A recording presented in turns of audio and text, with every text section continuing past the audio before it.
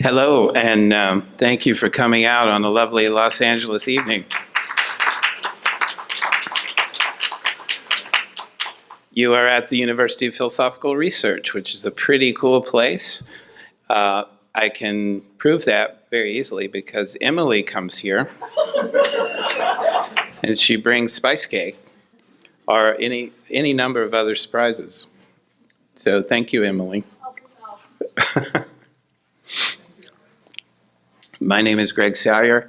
I'm the president, and thank you. And just so happy to be here and to do this work. We have staff meetings on Tuesday, and it's usually hilarious. I don't think we get much work done, but we laugh a lot.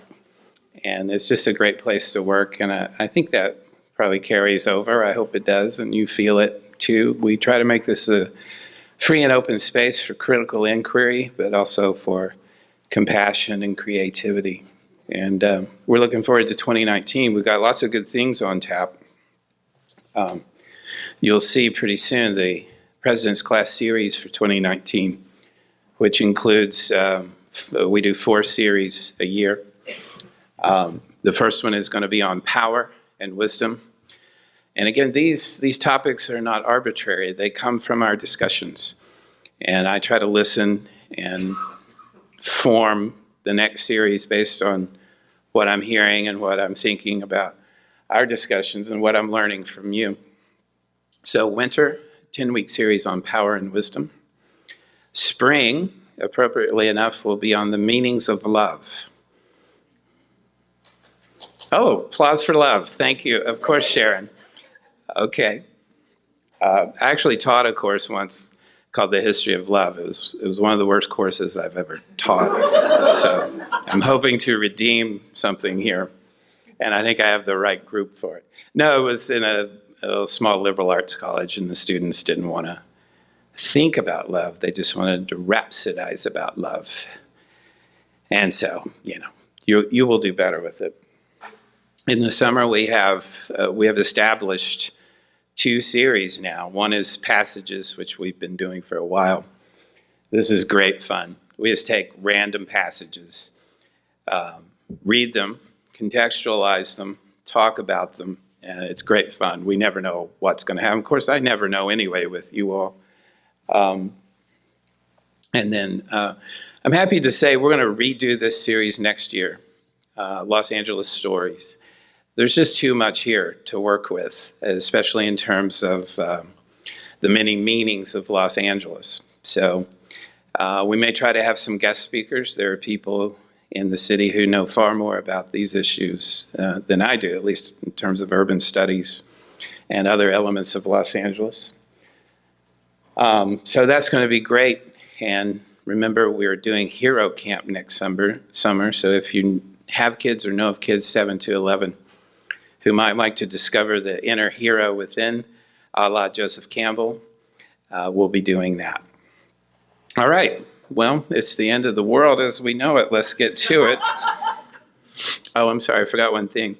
I'd like to introduce Frances Urbina. Frances, would you raise your hand? There she is. Or stand up. Thank you. Frances is the program coordinator of the Jungian Studies Institute in Costa Rica. And she is on her way to Australia to see some family, but she made it a point to stop here to see what's going on here and to perhaps see what we could do together in Costa Rica. So I have dibs on the first trip to Costa Rica, just saying. welcome. It's good to have you here.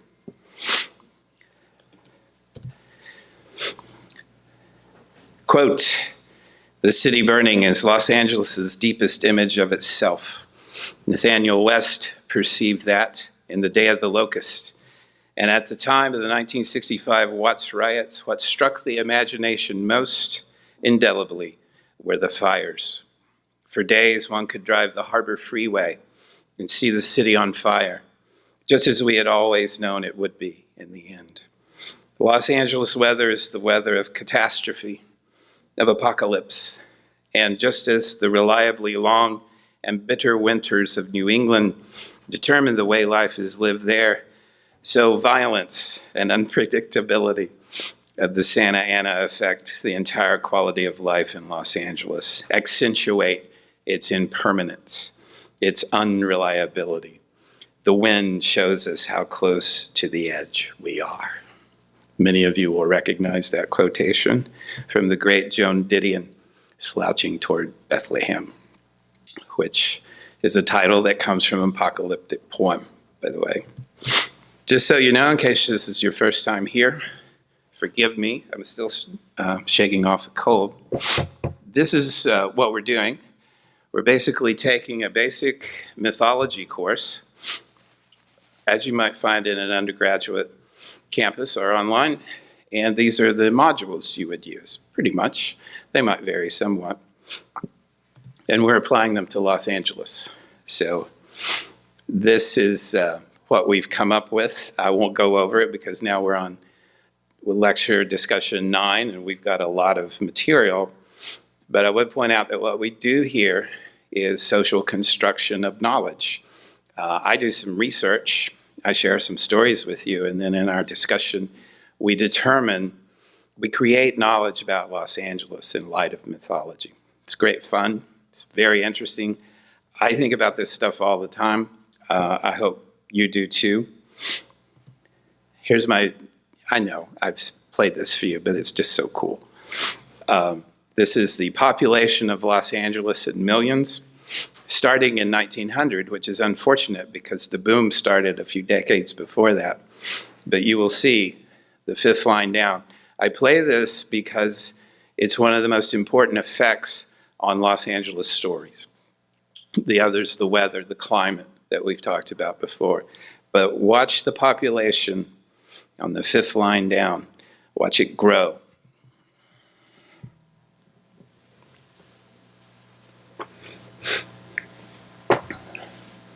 New York and Pennsylvania down here.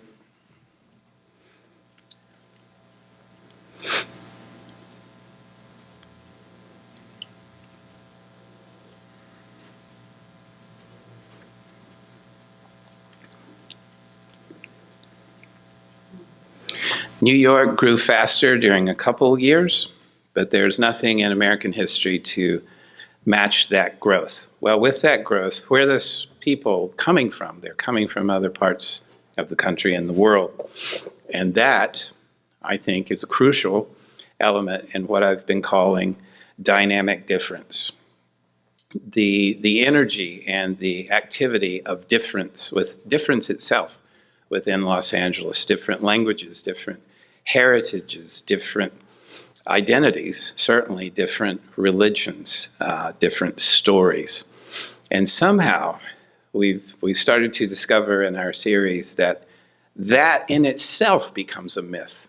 It becomes a story that's true, a story that animates you, is that you come to Los Angeles for the fact that there are so many stories, so that there are so many possibilities that you can embody, identities you can embody, stories you can live out. And not incidentally, this is the storytelling capital of the world and has been for a century, over a century. All right, let's get to the apocalypse. I love this word. It is in Greek apokalypsis, and it means, it's a compound word, the apo, which means to to undo something. And the infinitive there, kalypsis, means to veil. And if you were here a couple of summers ago. Wow, it's been that long. A couple of summers ago when we read Book 5 of the Odyssey, and we spent our time on Calypso and Odysseus, how he was on Calypso's island for so long, and he was hidden from the world. Calypso means to hide, to cover, to veil. So an apocalypse is simply, etymologically, an unveiling. Okay? I find that fascinating because etymologically it means we walk around not seeing the world as it is. And if we were to see the world as it is, it would be utter chaos and destruction. It's an interesting thought to carry around. The word in Latin is revelation, which means to reveal or to unveil again. So the notion here is not, etymologically, historically, the notion is not chaos and destruction, it is unveiling. And so when Calypso allows Odysseus to leave, I think Odysseus just left. I don't think she was actually holding him, but that's an argument for another night. Chaos breaks loose. So you may remember the Odyssey.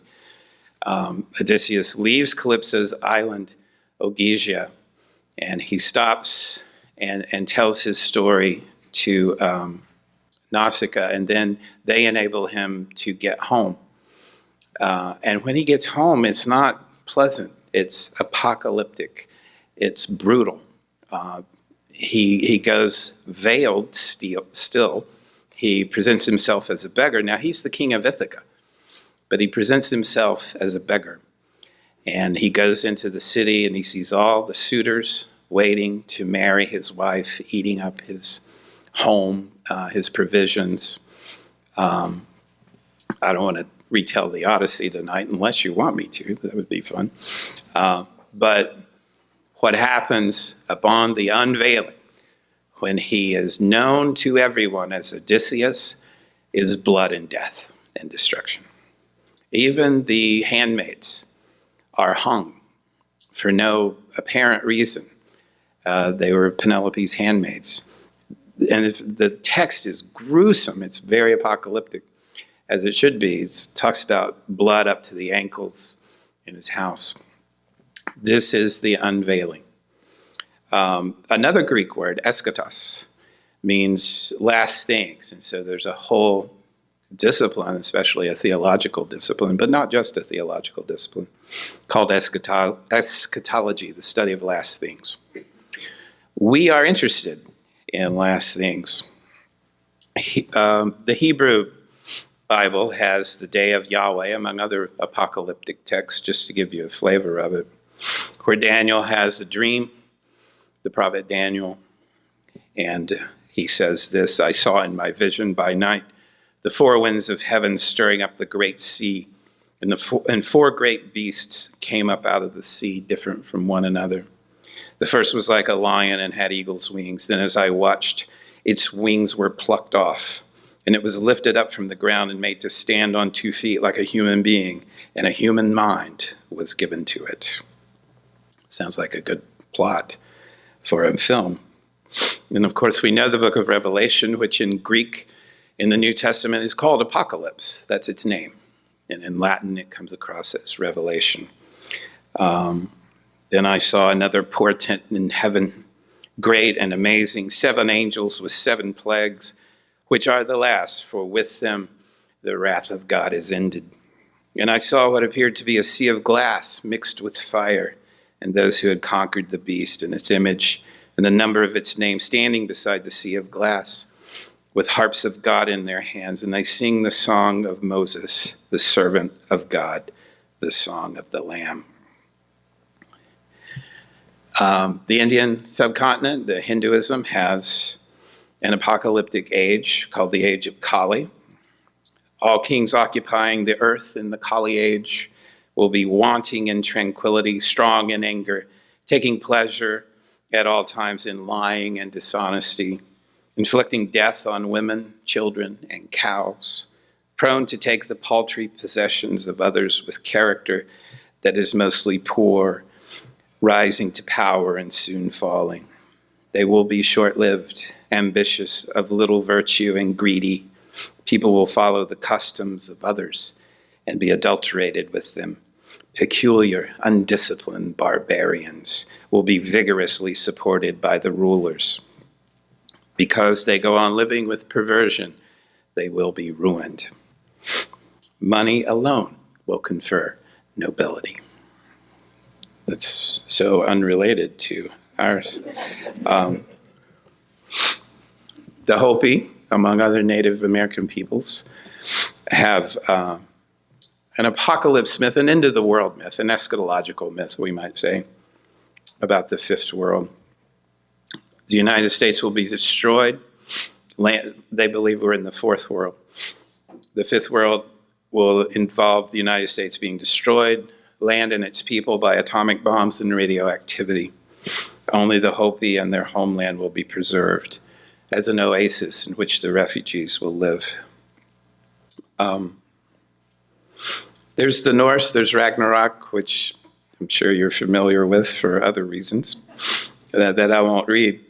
But you should know, if you don't, that there has been an apocalypse here in America. And it's a fascinating phenomenon, a terrifying, as it should be, apocalyptic phenomenon. And that was called the Ghost Dance.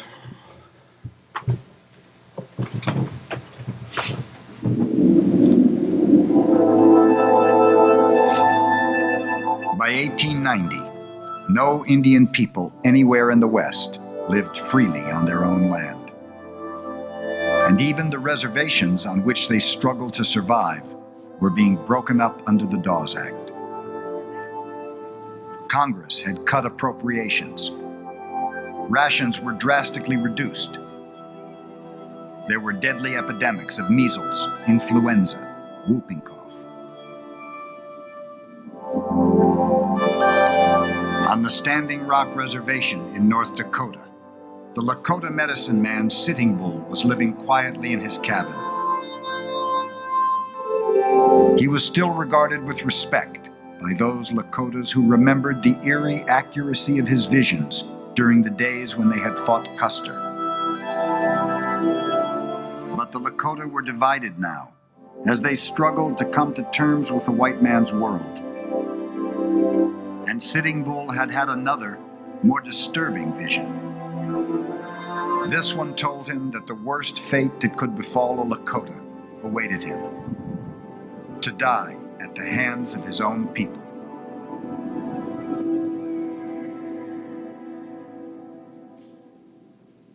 That fall, Sitting Bull had a visitor, a Minneconjou Lakota named Kicking Bear, just back from a train trip to the far west and bearing remarkable news. A ceremony called the Ghost Dance was sweeping through many tribes of the West. It was part of a message of hope for all Indian peoples, being preached by a Paiute medicine man and prophet named Wovoka. My brothers, I bring you word from your fathers, the ghosts, that they are marching now to join you.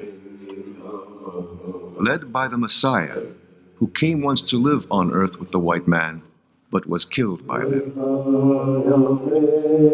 I bring to you the promise of a day in which there will be no white man to lay his hand on the bridle of the Indian's horse. When the red men of the prairie will rule the world.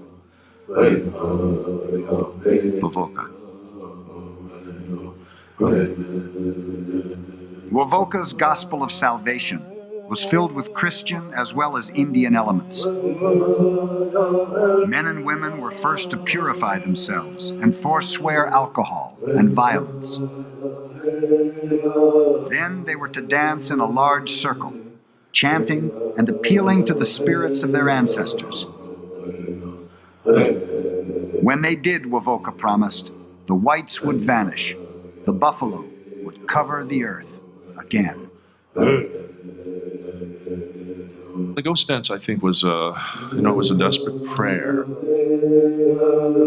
They thought that, well, it may be possible that all of this has been a bad dream, or all of this is passing, and there will be the restoration of the world we knew and loved. Like most Indians, Sitting Bull remained skeptical of the ceremony's promised powers. But he agreed to let the ghost dance be taught to those people at Standing Rock who wanted to learn it. In the Lakota version of the ceremony, the dancers wore special shirts, said to be stronger than the white man's bullets.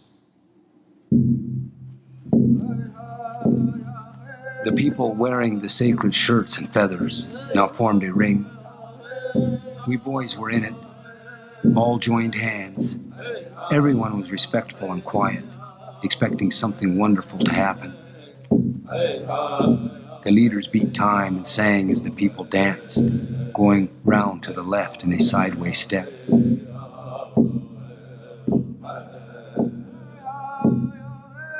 Occasionally, someone fell unconscious into the center.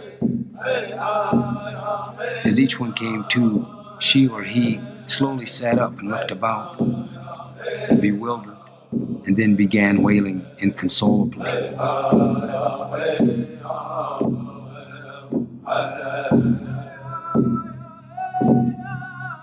Pine Ridge Agency, November 12th, 1890. We need protection, and we need it now. Indians are dancing in the snow and are wild and crazy.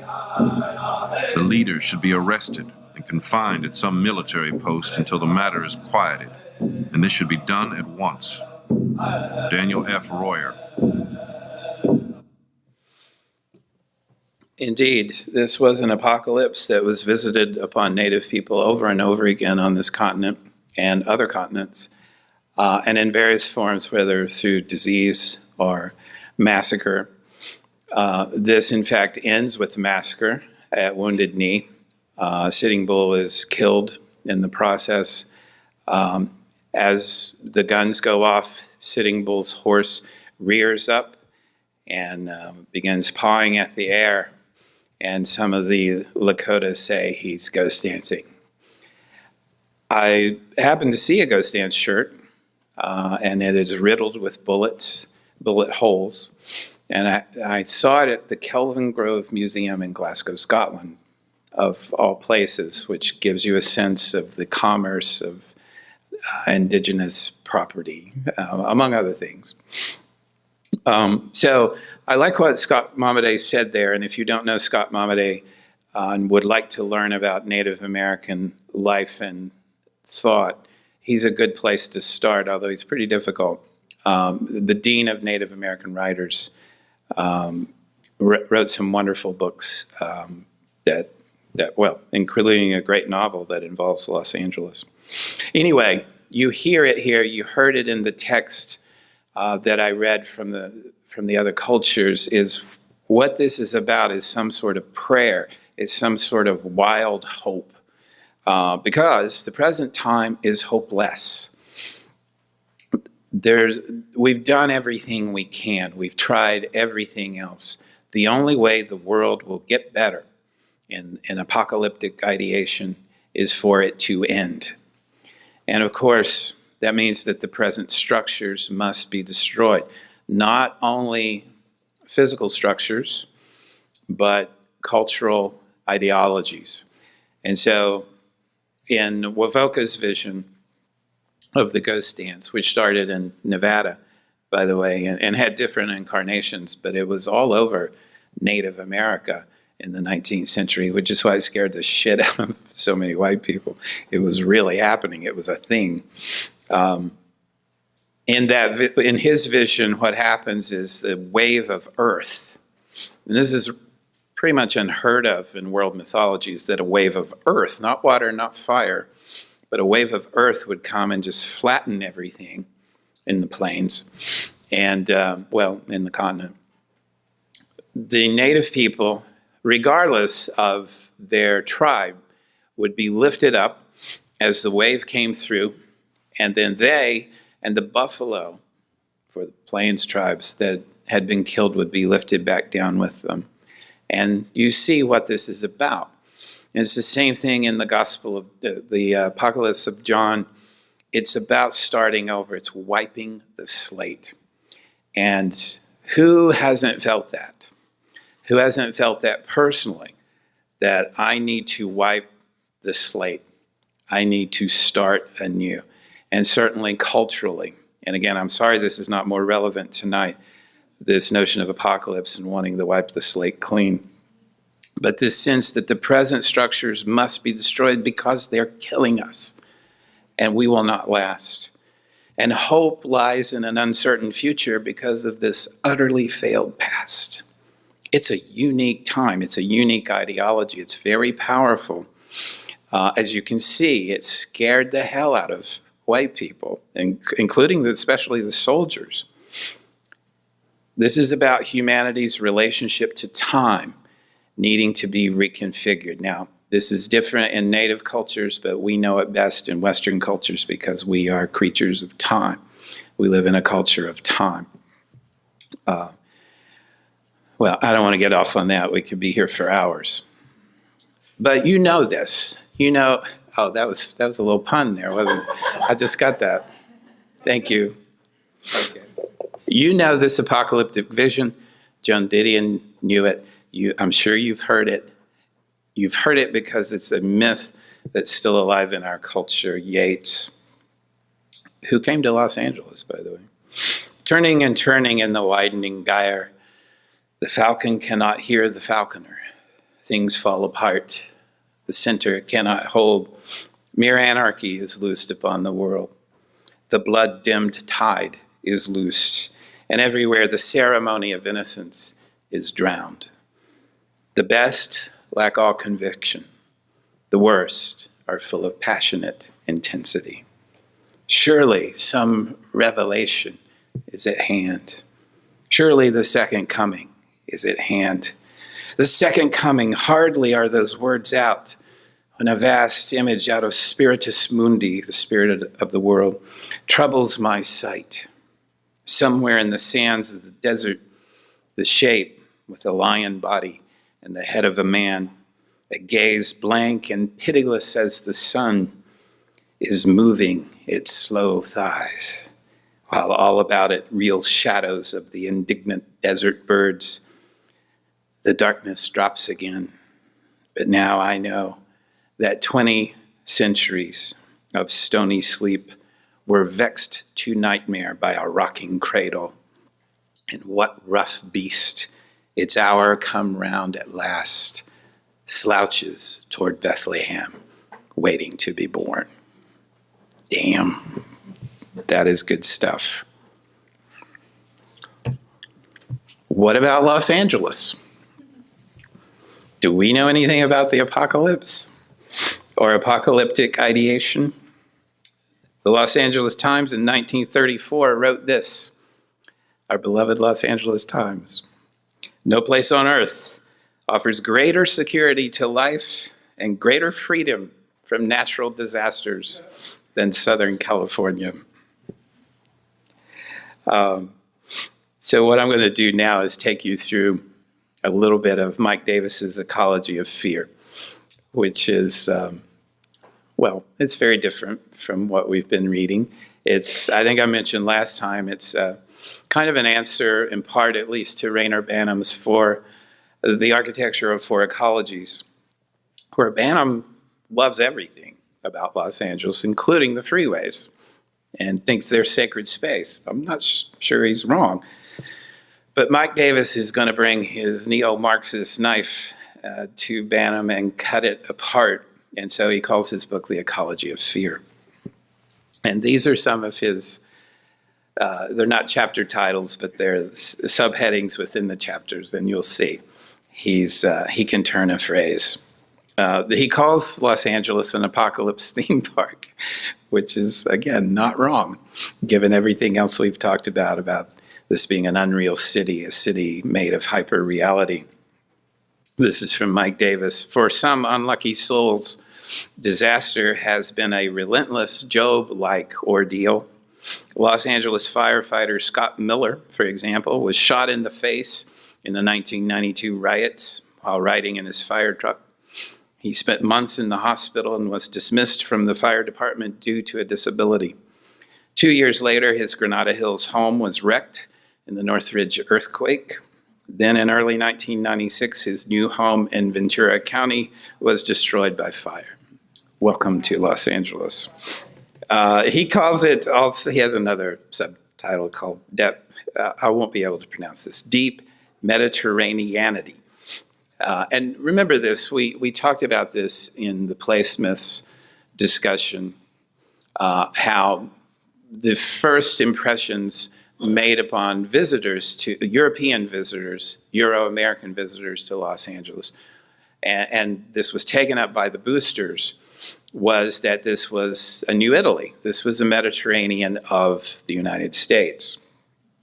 And so Davis tracks this throughout this little subheading into how that turned into be a reckless mythology because it's not Italy, right? Well, that's the main reason. He quotes Homer Ashman, a geologist, who says this is a landscape of desire. Might have to steal that. A landscape of desire. More than in almost any other population concentration, people come to Southern California to consume the environment rather than to produce from it. People come to consume the environment rather than to produce from it. Walden Pond on LSD. That's pretty cool. Quote, a doggedly uniformitarian mindset, which might also be called the humid fallacy, still conditions most environmental expectations in Southern California. What's he talking about? This is very interesting. Listen, and I think you'll connect with this. Imaginary norms and averages are constantly invoked here for temperature and other things, while the weather is ceaselessly berated for its perversity, as in, we've had an unusually dry or wet season, or the weather isn't like it used to be. Despite daily reminders that, quote, we live in earthquake country, every high-intensity nature event, timber, flood, fire, windstorm, or landslide produces shock and consternation. I love this quote. A dazed survivor of the Northridge earthquake told the television crew, I feel like nature let us down. Such a Los Angeles thing to say. And this is interesting too. Again, you won't find this anywhere but in Mike Davis. He's annoying as hell. Sorry if you're here, Mike, but he's an annoying writer because he just buries you in facts and statistics. And then he comes out with these turns of phrase and these interpretive moments where you hit your head and you go, of course that's right. This is interesting, the great anomaly. The tempo of actual disaster, moreover, has been oddly attuned to the business cycle. I didn't believe this, but I kind of followed up and he's right. Natural disaster in Los Angeles is attuned to the business cycle. All the major 20th century floods and earthquakes have coincided with recession or slow growth years. Incredibly, there were no ordinary disasters during the great booms, 1919 to 1929, 1945 to 1968. Cataclysm, therefore, he writes, has never interrupted a major business expansion, while it has providentially offered excuses for Keynesian counter-cyclical spending during recessions, most notably 1934, 1938, and 1994, when Democratic presidents used disaster aid to leverage votes in Southern California. It is easy to imagine, by contrast, how different the modern image of Southern California might be, hold on, if thousands of tourists had perished in the Long Beach deluge of 1921 or the great Disneyland earthquake of 1963. Yes, he said that. He wrote that. And it's almost like he catches himself. So paragraph, return, paragraph. I don't mean this facetiously. Yeah, you just wiped out thousands of tourists in your theoretical construct here. And I don't know that he's wrong. Can you imagine the reputation of California if it had not been the poor, the middle class, if it had not been Angelenos, who had suffered in major cataclysms that he mentions, but tourists. Because remember, that would be an inversion of what's happened here, is that we are a product of a tourist mythology. People come here, like they move here because of mythology. And by the way, that's what we mean by mythology when we're talking about not something that's false, but something that's true, a story that moves you, that makes you act in the world, whether you know it or not, by the way. I've referenced David Ulin a couple times, and we've got one of his books in the bookstore, the LA Anthology. But this is my favorite book of his. I love this book. First of all, it's got myth in the title, and I like that. The Myth of Solid Ground. Let me just read you, this is from LA Weekly, what he said about it. This is a story about mythology, or more accurately, about the place where mythology and reality coincide. Yeah, we're interested in that too. It's a story that begins and ends with an earthquake, a story that has everything to do with the way that here in California, the ground is less than stable, and the earth we stand on can, without warning, turn as fluid as the sea. It's a story about how, in the face of all that motion, we evolve elaborate myths that give us balance, myths that help us get on with our lives.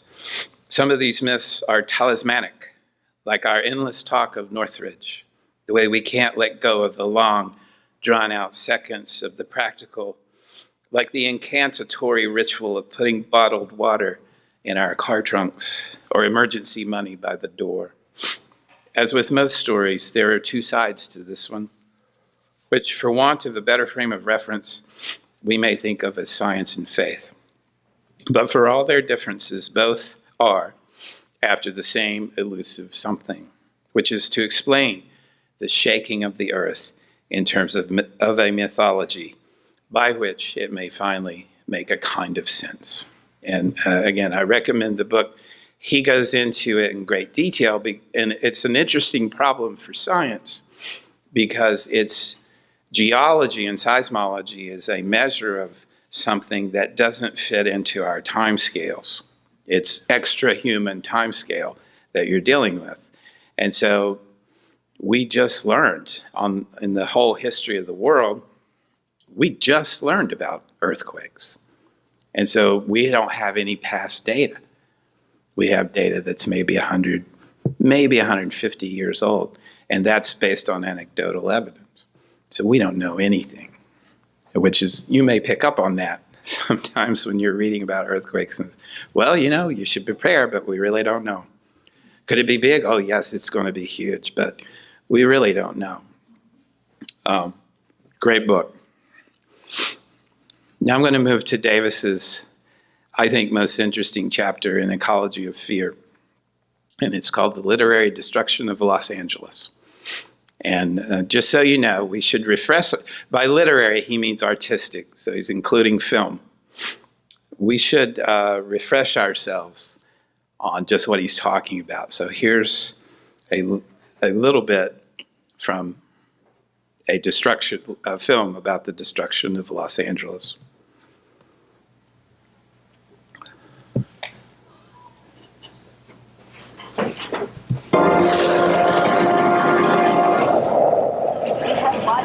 Now from a Fox 11 chopper.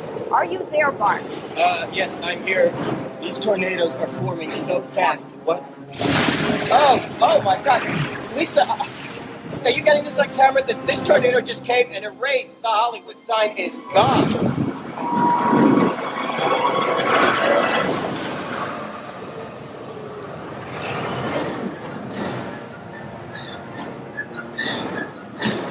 What can you see? Is anyone hurt? I wouldn't be surprised. There is so much damage down there. And there are people down there taking pictures. Hey, what the hell are you guys doing?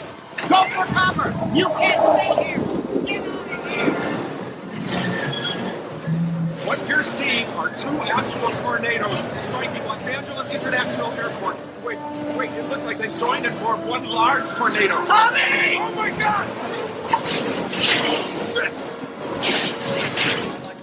all of our viewers to stay away from the area. Jeff, where are you? I'm on! You're getting fine! I'm on my way in now! Jeff, you're on TV. You're right in the middle of it.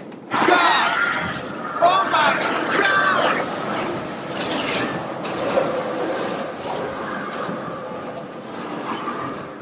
You gotta get out of here, man!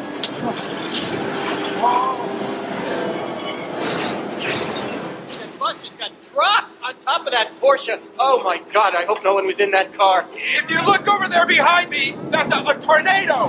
Yes, a twister in Los Angeles. It's one of many tornadoes that are destroying our city. There's another one. That's the Los Angeles skyline. It's unbelievable. It's huge. I've never seen anything like it.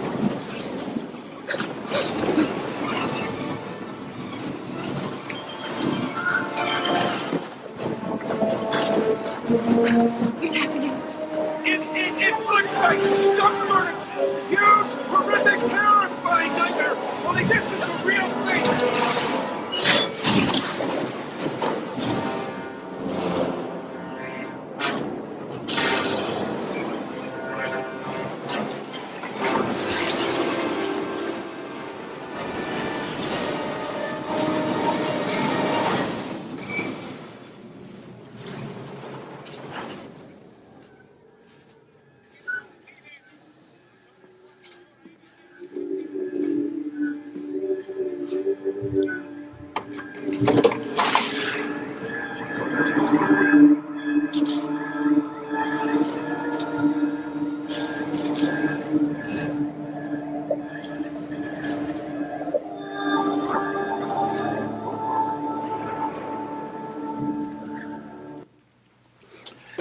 Tornadoes in Los Angeles?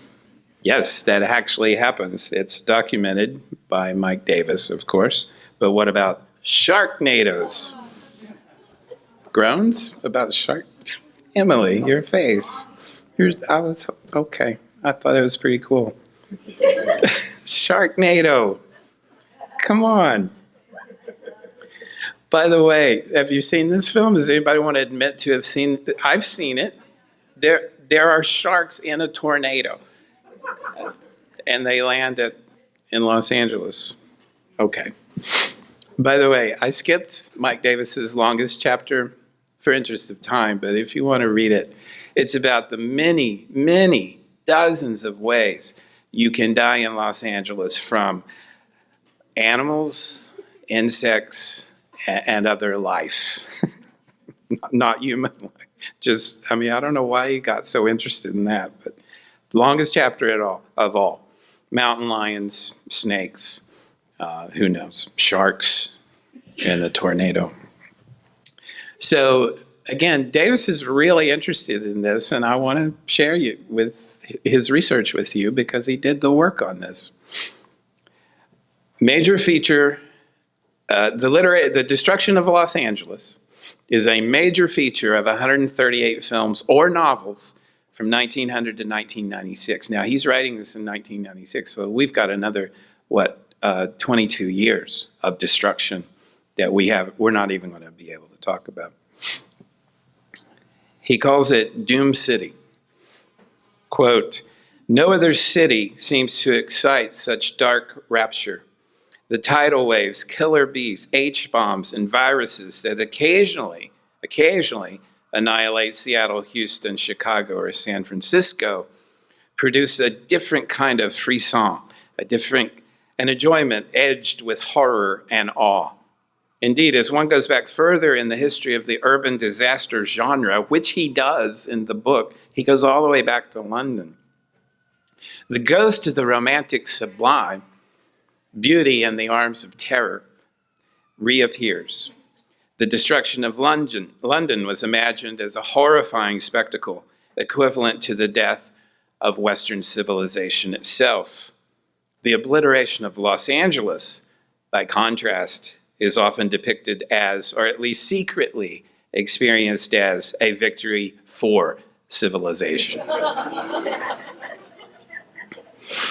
There's, I don't know if you know Don DeLillo's great novel, White Noise, but there's a scene where a bunch of the professors are talking and they end up talking about apocalypse and various things. They have I don't know, 5-page discussion on the sinks they've pissed into across the country. So this is kind of, the nature of the discussion.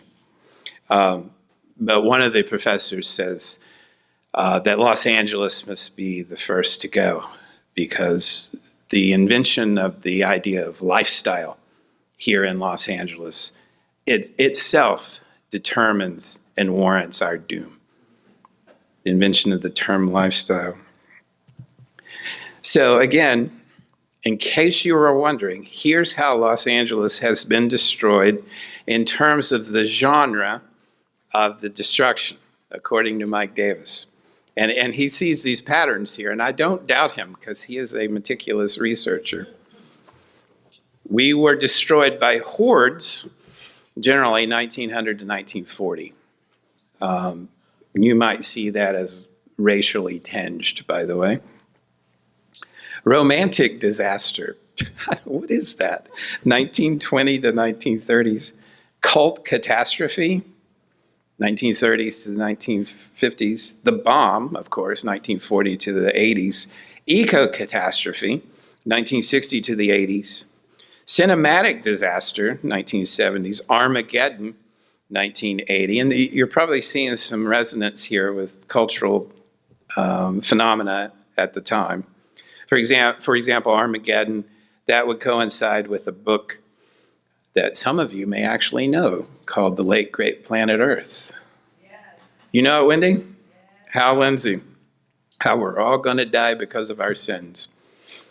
Alien invasions, 1980 to the 90s, and magical dystopia, 1980 to the 1990s. Now, this is my favorite list.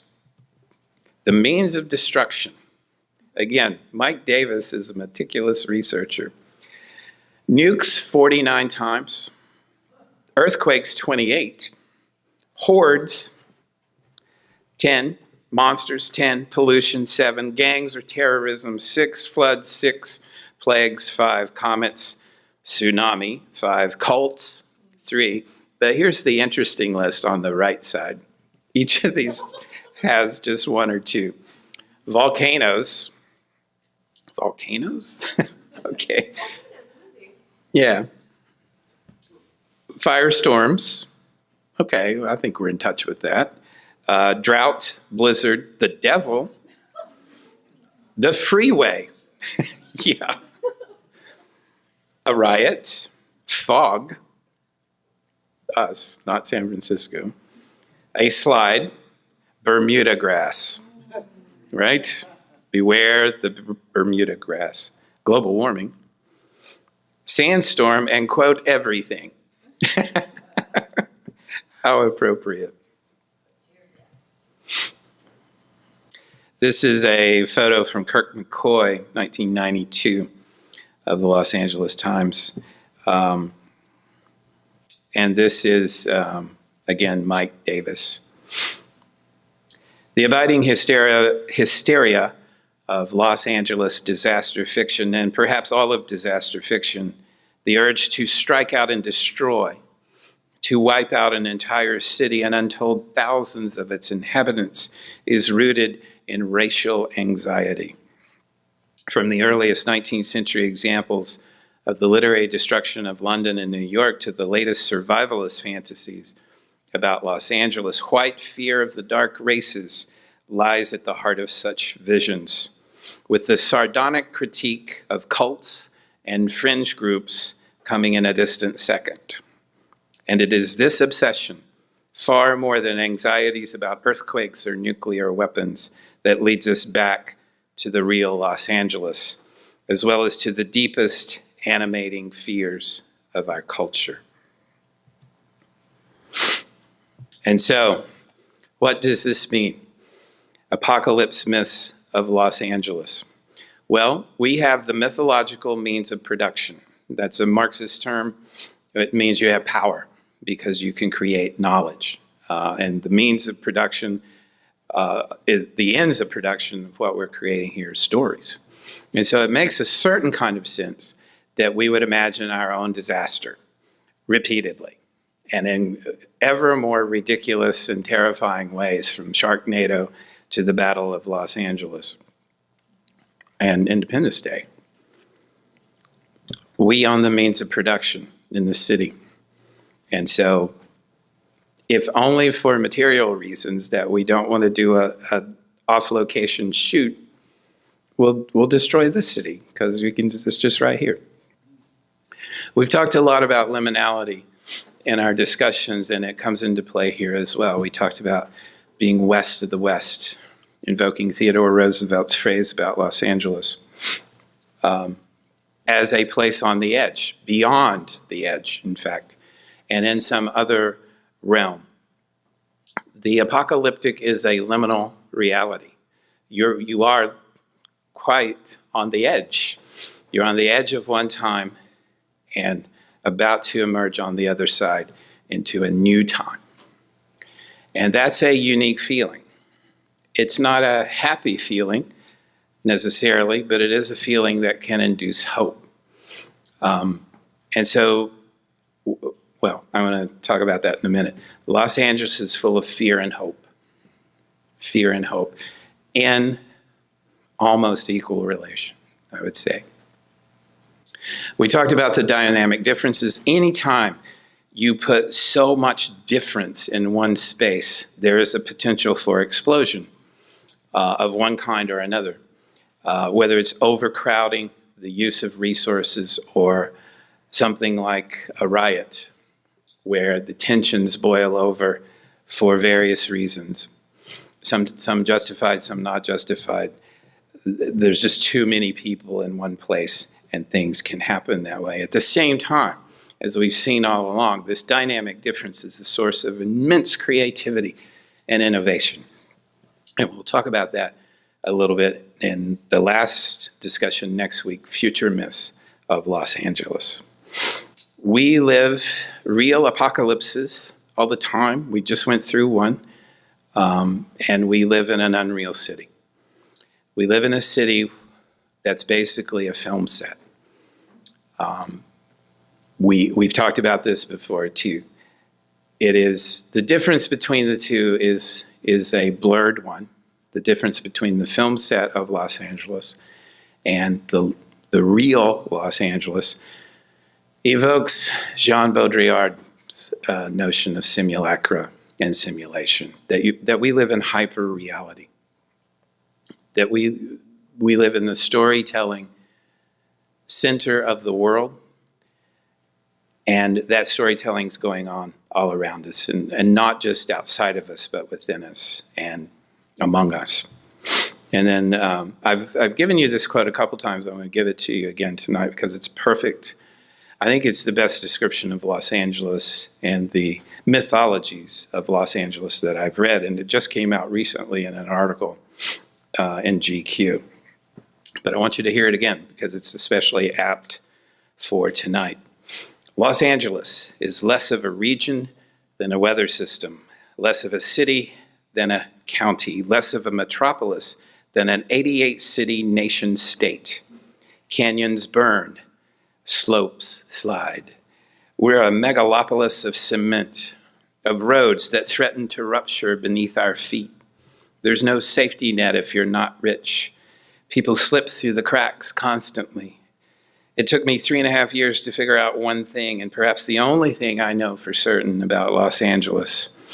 Anything can happen at any second, which provokes a sense of doom or wild hope, depending on the day. Thank you for your attention.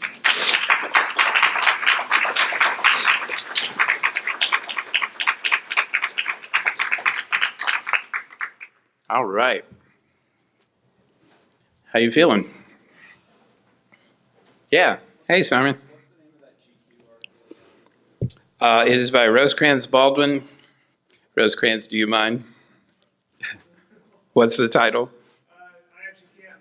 On the spot now. It's called something. Actually, I honestly don't remember. Well, there's a title, and then there's a little blurb. Everyone, this is Rosecrans Baldwin, who I've been quoting all along. Would you mind doing? That was the name of was not my idea. It never is. It's always right. You don't get to title your articles. Would you mind doing a brief bit about the article? Because I've been mentioning it, and people may have read it or will want to.